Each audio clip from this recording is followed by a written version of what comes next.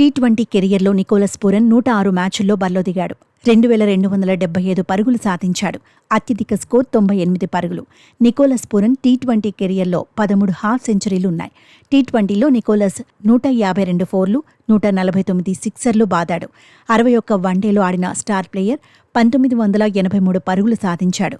ఇందులో 3 సెంచరీలు, 11 హాఫ్ సెంచరీలు ఉన్నాయి. వన్డేల్లో 157 ఫోర్లు, 80 సిక్సర్లు బాదాడు. వన్డేల్లో అత్యధిక పరుగులు 118. 2019 వన్డే వరల్డ్ కప్లో పూరన్ అద్భుతంగా రాణించాడు. 367 పరుగులతో విండీస్ తరపున టాప్ స్కోరర్గా నిలిచాడు.